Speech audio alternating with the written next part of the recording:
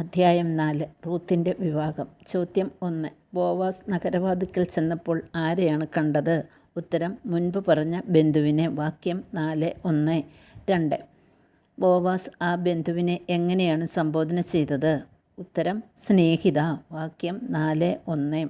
3. നഗരത്തിൽ നിന്നും ശ്രേഷ്ഠന്മാരായ എത്ര പേരെയാണ് ബോവാസ് വിളിച്ചുകൊണ്ട് വന്നത്?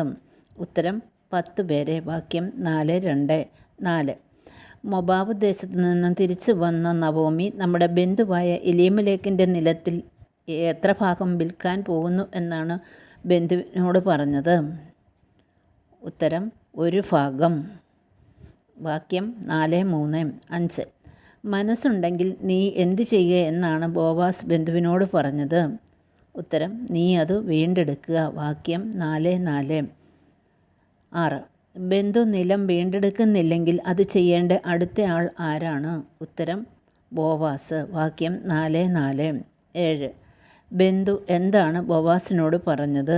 ഉത്തരം: ഞാനത് വീണ്ടെടുക്കാം. വാക്യം 4:4. 8. മരിച്ചവൻ്റെ നാമം ആരിലൂടെയാണ് നിലനിൽക്കുന്നത്? ഉത്തരം: അവകാശിയിലൂടെ. 4:5. 9. നവോമിയിൽ നിന്നും വയൽ വാങ്ങുന്ന ദിവസം തന്നെ ആരെയും കൂടി നീ സ്വീകരിക്കണമെന്നാണ് ബോവാസ് ബന്ധുവിനോട് പറഞ്ഞത്? ഉത്തരം: വിധവയും മൊവാബിയുമായ റൂത്തിനെയും. വാക്യം 4:5. 10. എന്ത് കാരണം കൊണ്ടാണ് റൂത്തിനെ സ്വീകരിക്കാൻ സാധ്യമല്ല എന്ന് ബന്ധു പറഞ്ഞത്? ഉത്തരം: തൻ്റെ അവകാശം നഷ്ടപ്പെടാൻ ഇടയാകും. വാക്യം 4:6. 11. വീണ്ടെടുക്കാനുള്ള അവകാശം നീ തന്നെ ഉപയോഗിച്ചു കൊള്ളുക. ആരോടാണ് ഇങ്ങനെ പറഞ്ഞത്? ഉത്തരം: ബന്ധു ബോവാസിനോട്. വാക്യം 4:7. 12. വീണ്ടെടുപ്പും കൈമാറ്റവും സംബന്ധിച്ച് ഇസ്രായേലിൽ മുമ്പ് നിലവിൽ നിന്നിരുന്ന നിയമം എന്താണ്? ഉത്തരം: ഇടപാട് സ്വീകരിക്കുന്നതിനു വേണ്ടി ഒരാൾ തൻ്റെ ചെരുപ്പ് ഊരി മറ്റേയാളെ ഏൽപ്പിക്കണം. വാക്യം 4:7. 13. ഇസ്രായേലിലെ നിയമമനുസരിച്ച് ബന്ധു എന്താണ് ചെയ്തത്? ഉത്തരം: ബന്ധു തൻ്റെ ചെരുപ്പൂരി. വാക്യം 4:3. 14. എലീമേലെക്കിൻ്റെയും മഹലോൻ, കിലിയോൻ എന്നിവരുടേതുമായ എല്ലാം നവോമിയിൽ നിന്നും ബോവാസ് വാങ്ങി എന്നതിന് ആരാണ് സാക്ഷികൾ? ഉത്തരം: ശ്രേഷ്ഠന്മാരും മറ്റുള്ളവരും. വാക്യം 4:9. 15. മൊബാബിയെയും ആരുടെ വിധവയുമായ റൂത്തിനെ ഭാര്യയായി സ്വീകരിക്കുന്നു എന്നാണ് ബോവാസ് സാക്ഷികളോട് പറഞ്ഞത്? ഉത്തരം: മഹലോൻ്റെ. വാക്യം 4:10. 16. ആരുടെ നാമം സഹോദരന്മാരുടെ ഇടയിൽ നിന്നും ജന്മദേശത്തു നിന്നും മാഞ്ഞു പോകാതിരിക്കുന്നതിനു വേണ്ടിയാണ് സഹോദരന്മാർ വിധവയെ വിവാഹം കഴിക്കുന്നത്? ഉത്തരം: മരിച്ചവൻ്റെ നാമം. വാക്യം 4:10. 17.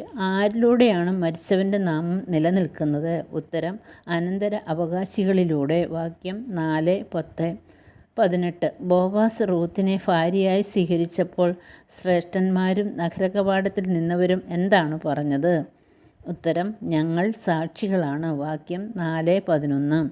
19. ആരാണ് ഇസ്രായേൽ ജനത്തിന് ജന്മം നൽകിയ സ്ത്രീകൾ? ഉത്തരം: റാഹേൽ, ലേയ. വാക്യം 4:11. 20. ബോവാസ് എവിടെ ഐശ്വര്യവാനാകട്ടെ എന്നാണ് സാക്ഷികൾ പറഞ്ഞത്? ഉത്തരം: എഫ്രാത്തയിൽ. 21. ബോവാസ് എവിടെ പ്രശസ്തനാകട്ടെ എന്നാണ് സാക്ഷികൾ പറഞ്ഞത്? ഉത്തരം: ബേത്ലഹേമിൽ. വാക്യം 4:11. 22. പേരസിൻ്റെ പിതാവ് ആര്? ഉത്തരം: യൂദ. 23. പേരസിൻ്റെ മാതാവ് ആര്? ഉത്തരം: താമാർ. 24. ആരുടെ അനുഗ്രഹത്താലാണ് റൂത്തിന് ഒരു പുത്രൻ ജനിച്ചത്? ഉത്തരം: കർത്താവിൻ്റെ. വാക്യം 4:13. 25. റൂത്ത് ഒരു പുത്രനെ പ്രസവിച്ചപ്പോൾ സ്ത്രീകൾ എന്താണ് നവോമിയോട് പറഞ്ഞത്? ഉത്തരം: നിനക്കൊരു പിന്തുടർച്ചാവകാശിയെ നൽകിയ കർത്താവ് വാഴ്ത്തപ്പെട്ടവനാകട്ടെ. വാക്യം 4:4. 26. റൂത്തിൻ്റെ പുത്രൻ എവിടെ പ്രശസ്തി ആർജിക്കട്ടെ എന്നാണ് സ്ത്രീകൾ ആശംസിച്ചത്? ഉത്തരം: ഇസ്രായേലിൽ. വാക്യം 4:14. റൂത്തിൻ്റെ പുത്രൻ ആർക്ക് നവജീവൻ നൽകുന്നു എന്നാണ് സ്ത്രീകൾ പറഞ്ഞത്? ഉത്തരം: നവോമിക്ക്. വാക്യം 4:14. 28. റൂത്ത് നവോമിക്ക് എത്ര പുത്രന്മാരെക്കാൾ വിലപ്പെട്ടവളാണ്? ഉത്തരം: 7 പുത്രന്മാരെക്കാൾ. വാക്യം 4:15. 29. ആരാണ് ശിശുവിനെ മാറോടണച്ച് അവനെ പരിചരിച്ചത്? ഉത്തരം നവോമി. വാക്യം 4:15. 30. അയൽക്കാരായ സ്ത്രീകൾ എന്ത് പറഞ്ഞാണ് ശിശുവിന് ഓബദ് എന്ന പേരിട്ടത്?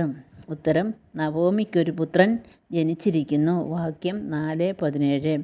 31. ആരാണ് ദാവീദിൻ്റെ വല്യപ്പൻ? ഉത്തരം ഒബേദ്. 4:17.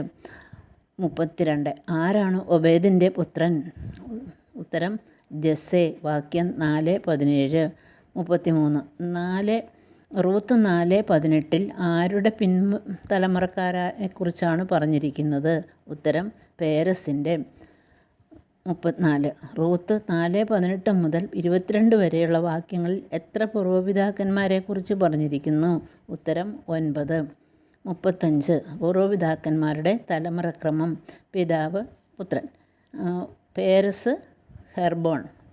ഹെർബോണിൻ്റെ പുത്രൻ രാം. രാമിൻ്റെ പുത്രൻ അഭിനാദാബ്. അഭിനാദാബിൻ്റെ പുത്രൻ നഷോൻ.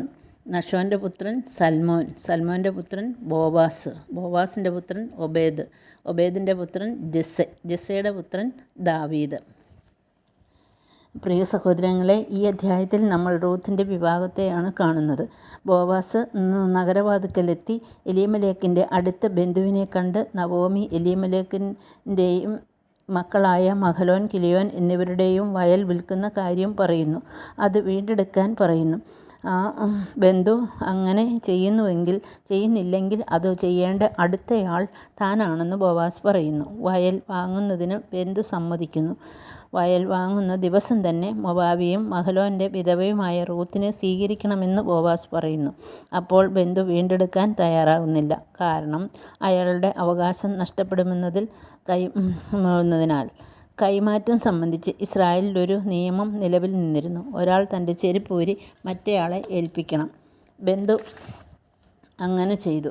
ബോവാസ് നഗരകവാടത്തിൽ നിന്ന് ശ്രേഷ്ഠന്മാരുടെയും മറ്റുള്ളവരുടെയും സാക്ഷി നിർത്തി നവോമിയിൽ നിന്നും വയൽ വാങ്ങുകയും റൂത്തിനെ ഭാര്യയായി സ്വീകരിക്കുകയും ചെയ്തു. മരിച്ചവൻ്റെ അവകാശം നിലനിർത്തുന്നതിന് വേണ്ടിയാണ് മരിച്ചവൻ്റെ സഹോദരങ്ങൾ അവൻ്റെ വിധവയെ സ്വീകരിക്കുന്നത്. കർത്താവിൻ്റെ അനുഗ്രഹത്താൽ അവർക്കൊരു പുത്രൻ ജനിച്ചു. അയൽക്കാരായ സ്ത്രീകൾ നവോമിക്കൊരു പുത്രൻ ജനിച്ചിരിക്കുന്നു എന്ന് പറഞ്ഞ് കുഞ്ഞിന് ഒബേദ് എന്ന് പേരിട്ടു. സ്ത്രീകൾ നവോമിയോട് പറഞ്ഞു, നിനക്ക് ഇവൻ നവജീവൻ കാരണമാകും. കാരണം 7 പുത്രന്മാരെക്കാൾ നിന്നെ സ്നേഹിക്കുന്ന നിൻ്റെ മരുമകളാണ് ഇവനെ പ്രസവിച്ചത്. ഒബേദ് ദാവീദ് രാജാവിൻ്റെ വല്യപ്പനാണ്. അങ്ങനെ റൂത്ത് യേശുക്രിസ്തുവിൻ്റെ വംശാവലിയുടെ പങ്കാളിയായി. ദൈവത്തിൻ്റെ രക്ഷാകര പദ്ധതി സാർവത്രികമാണ്. പ്രിയ സഹോദരങ്ങളെ, റൂത്തിൻ്റെ പുസ്തകത്തിലെ മുഴുവൻ അധ്യായങ്ങളും നമ്മൾ കണ്ടു കഴിഞ്ഞു. ഇനി അടുത്ത എപ്പിസോഡിൽ മോഡൽ ടെസ്റ്റ് നടത്താം. എല്ലാവരുടെയും സഹകരണം പ്രതീക്ഷിച്ചുകൊണ്ട് ഒത്തിരി സ്നേഹത്തോടെ എല്ലാവർക്കും നന്ദി. Thank you very much.